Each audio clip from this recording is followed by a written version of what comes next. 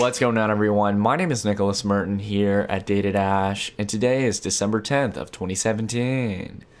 Well, folks, I'm here today to talk about what's been on everyone's mind over the past few days and weeks, and it's something that's going to be launching later on this afternoon for the first time in history, and it is no other than Bitcoin futures.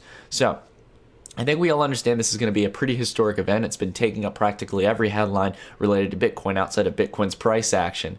And it's been almost the explanation as to why a lot of people are starting to buy into Bitcoin. However, I do want to answer as many questions as I can because I know a lot of you come from different perspectives and backgrounds and curiosities in regards to these futures. I know first and foremost, a lot of you, when you hear futures trading or Bitcoin futures, you're like, what does this even mean? I know a lot of people, this is the first time people have actually traded or invested in anything in regards to investing in cryptocurrencies. So a lot of people haven't traded in traditional markets or studied traditional markets. And I do want to help get people to understand the ramifications of what these futures are, who's going to be trading and kind of playing inside the futures, and what they entail in the sense of rules and parameters in regards to Bitcoin. So I'll be describing the futures through and through, giving you a brief understanding without having to do all the monotonous research. And then as well as that, I'm going to be giving you my perspective as to what these futures entail. A lot of people are saying that this is going to lead Bitcoin to skyrocket to new highs, and some people are saying that it's going to crash it down to nothing. Everyone's got their different opinions on this, and I'm going to be giving you a pretty middle down approach in regards to what I think this is going to do and really what you should be looking out for. All right, so let's go ahead and dive into it. First and foremost, as we can tell from the beginning, as I was saying, this has been really leading Bitcoin to run up. Now, of course, there's been some retail, interest and stuff in the sense of retail adoption. People like you and I buying their first Bitcoin, helping to push up the price. I know there's been a little bit of mania and stuff, and everyone's been getting involved with it. Now the price is much higher than where it was a few months ago. And as we can see, we've had, this kind of build up after we got past 10K. We had a few days of price strength confirmation holding above that big even, and a continued rally going all the way up to almost 20,000 on GDAX and Coinbase. And other exchanges getting around the $18,000 range. So a lot of crazy run up inside Bitcoin over the past few days. And I think a lot of the hype does come from futures. And a lot of people are curious as to what this is going to entail. So let's go ahead before we come back here to price and talk about what this might detail in price. It's good to understand what these futures are going to mean. And what's nice is a lot of mainstream media outlets actually have covered this pretty well and given some good details. So if we go through here, I'll leave the links down below if you'd like to read through them. The CBOE, or the Chicago Board of Exchange, which is a big derivatives market, and derivatives is a mix of different financial instruments and different markets, but futures play a role inside the derivatives market, and futures are going to allow institutions to really get their first grasp on trading Bitcoin, but they're not actually going to be trading Bitcoin, and we'll get to that as we go through here.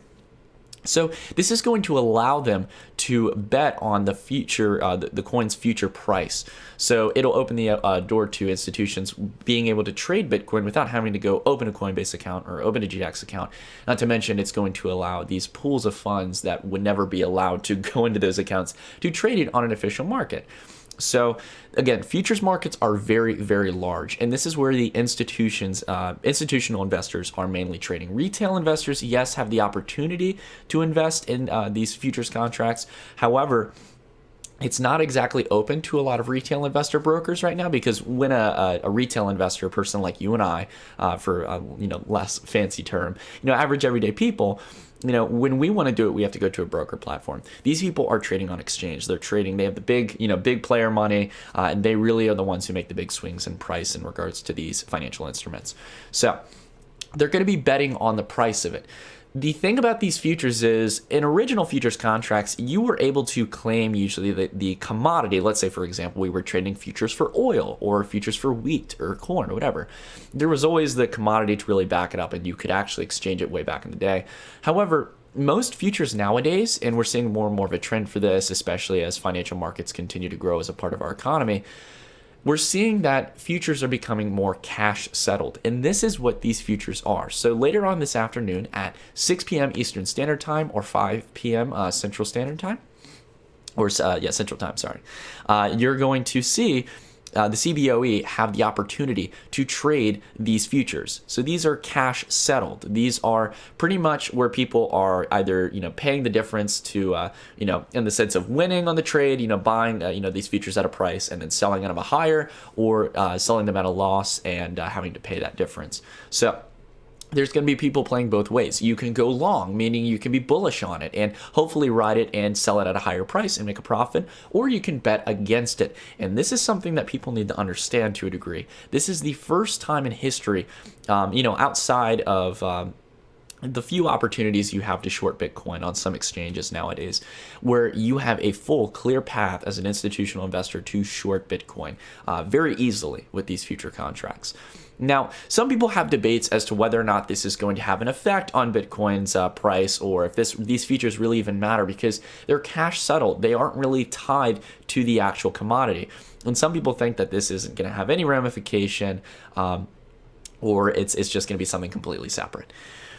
Here's the thing, it will have a ramification, because everyone right now is legitimizing the idea of Wall Street getting involved in this, and they're going to be watching what Wall Street thinks of Bitcoin, because the institutional money is going to determine whether or not really Bitcoin gets pushed up in the long term as a valued digital asset, which is really what it's become. It's become less of a currency and more of this investment vehicle. Want to know how that is? Look at what everyone's doing. Everyone's not buying Bitcoin so they can go pay, pay for their coffee with Bitcoin. They're holding it, It's this digital commodity. It's a very big fascination. And some people think that this is a little too early on for Bitcoin to be on here because it's very volatile. But supposedly, when this goes through, this is going to be really legitimizing Bitcoin. This is, again, the first time futures are getting traded. And I know, for example, the CME Group, which is launching their futures later on, has been saying that this is going to be taming Bitcoin. This is going to be, again, like I said, legitimizing it and reducing volatility. Gotta say, folks, maybe in the long term it will. But right now, it will not tame volatility. And as if for those of you who don't know, volatility is the kind of movement, the momentum of price within a certain amount of time. It's if you have rapid price action movement, you have excessive volatility. It's uncertainty in price or valuation of any given asset class or anything. In this case, we're going to be looking at the price of Bitcoin as well as the futures. So, a lot of people are excited again because Wall Street firms are going to get involved in this, and there are a lot of concerns in regards to the stability of Bitcoin. Again, people have been saying that futures are going to do it. I don't think they're not going to stabilize things real quick. Now, there are a few things you need to keep in mind. As we've already stated, they're cash settled. They're going to be launching at 6 p.m. Eastern Standard Time today, but they also have margin requirements. So, what does this mean? So the initial margin requirement is been raised to 44%. It was around 30% originally. But this is basically meaning that anyone who wants to participate is going to have to put up 44% of the actual capital to trade this. So here's a good little description here. A margin requirement is how much investors have to set aside as collateral so that other parties in the trade know any losses can be covered. The requirement of Bitcoin futures is several times that the commodity of that of other commodities such as gold and oil. So when people saw this, I think a lot of people who have looked into futures markets, 44% is quite excessive, but this is due to the fact of uncertainty. It's due to the factor that Bitcoin has been having days where it goes up 10 or 20% and down 10 to 20%. We've seen excessive price action movement in Bitcoin. Again, going back to that topic of volatility. And with excessive volatility, you have uncertainty and you have to have collateral to back it up. So it's saying that there's the capital there for anyone who wants to trade it. They need to have that capital there to back it up. And this is common in futures markets. So I think that people are still going to be trading this. There's plenty of people who are willing to pay or at least have that money up front for that margin requirement.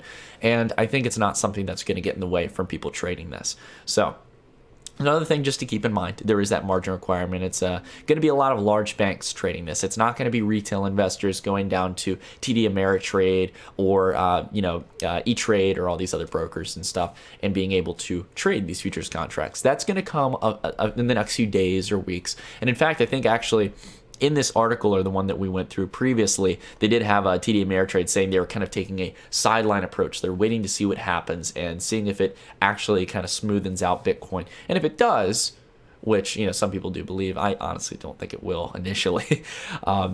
If that's the case, then they'll come in and that'll bring more capital into this whole kind of thing. So Again, this is going to be a very big event for Bitcoin. A lot of people, again, now that we have an understanding of it, are curious. Nick, is this going to be good? I've been seeing Bitcoin go down. I've been seeing it go up, and really, we saw the price come down here. It looked like we were actually going to get a little bit of a correction before the futures, but even with that pullback, we've gotten a rebound pretty much within the past 3 hours. We've corrected all of this price action that we saw selling off in Bitcoin, and we're now back into this kind of zone where we were seeing initially a wedge in the price. So it shows that the market, I think, is pretty uncertain. We're waiting to see what the big players think. And a lot of people have asked me, Nick, is there some secret sauce? Do you know anything? Like, are the futures going to lead it to go to the upside, to the downside? Give us that, secret information. Guys, first off, I don't have any insider information on this. And second off, anyone who tells you that they know where this is going to go is probably lying to you. There is really no way of knowing if it's going to go drastically up or drastically down unless you have that insider information, or if you're at the top of everything, if you're a big player on Wall Street or a big whale in the community, as we've talked about. So I'm going to be diving through this in just a moment, but basically, as you can see, the prices come back into this neutral zone. We're waiting to see what's going to happen.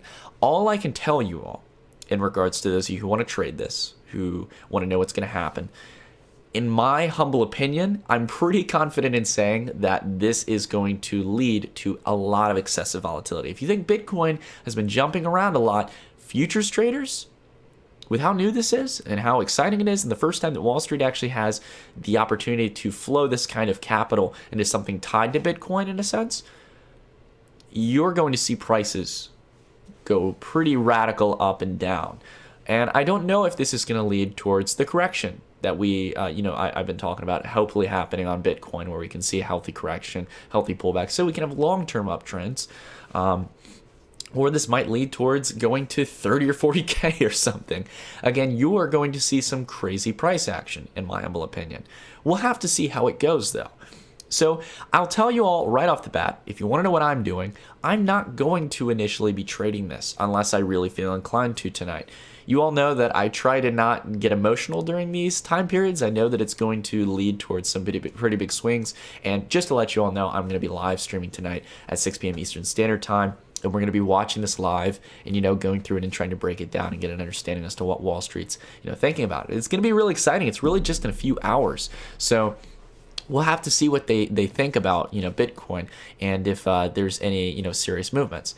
The one thing I do have as a concern, as much as I think, we could see very well a correction with futures coming, because this is going to give them the opportunity to short as well as go long on it. I really have a worry about the manipulation of Bitcoin whales with futures. So what do I mean by this? Well, if you all know, the concentration of wealth inside Bitcoin is pretty isolated to a few addresses. And this is, usually you hear the term tossed around, whales are pumping and dumping markets and stuff. And this whole analogy of Bitcoin whales is the fact that, when Bitcoin was very early on, there was a lot of people mining it, and they hold a large share of Bitcoin because it was easy to mine back then. And if you have large mining operations, you have a lot of the newly generated Bitcoin, or it's just people who have generally bought a lot of Bitcoin when it was cheap, and now it's expensive nowadays. So the one thing I have as a fear is, seeing as there's such a concentration of wealth inside Bitcoin, and I don't care too much about a few people owning Bitcoin.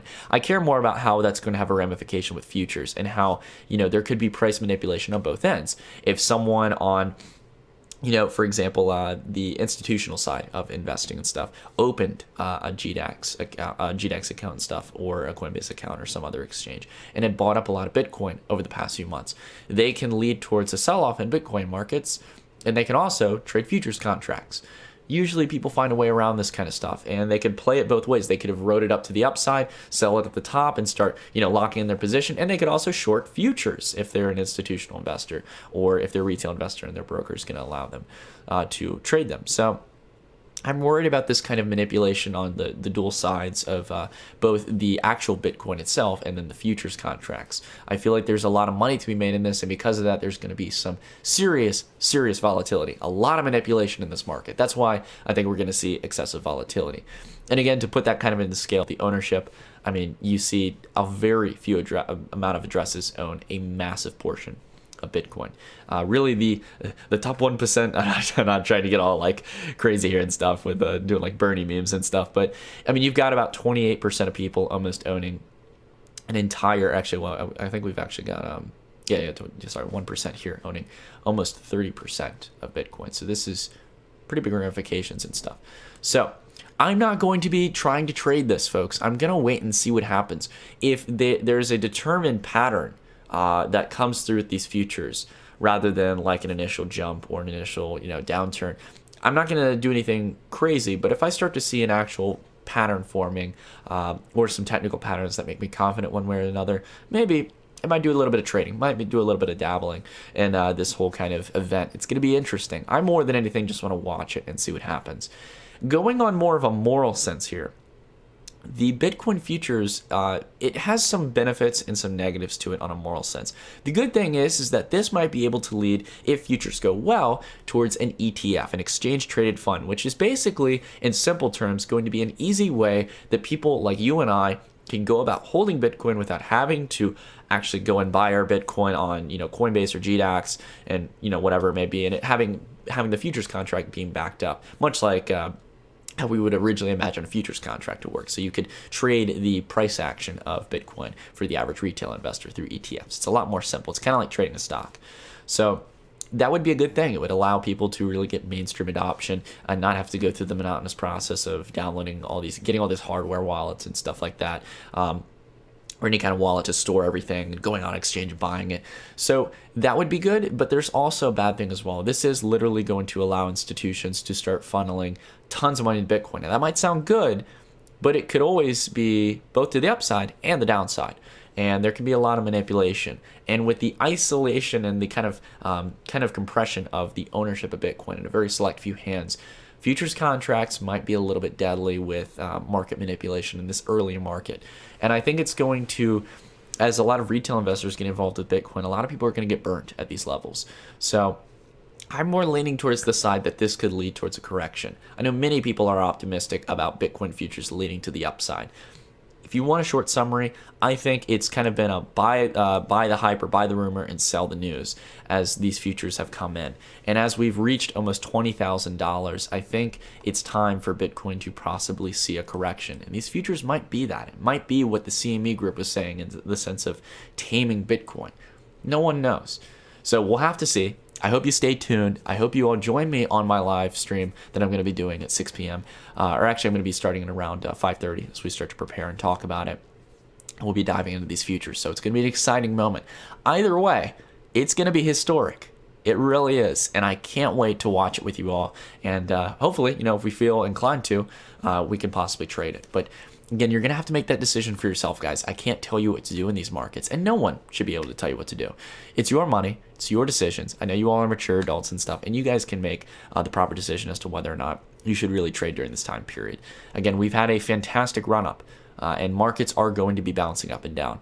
But maybe futures will settle on a trend for Bitcoin. Maybe we will have a nice correction that stabilizes Bitcoin and makes it more of a long-term viable digital asset in the cryptocurrency space. Or we might continue towards radical highs and be going through a new paradigm where Bitcoin goes to 40K, 50K, and beyond. Who knows? But we'll have to see. Anyways, everyone, that's it for the video. Thank you all so much for watching. If you all have any comments, questions, or concerns, please feel free to leave them down in the comments down below or save them for the live stream where I can try to answer them. Anyways, that's it. Thank you all so much for watching, and I'll see you all when the futures launch. Stay tuned.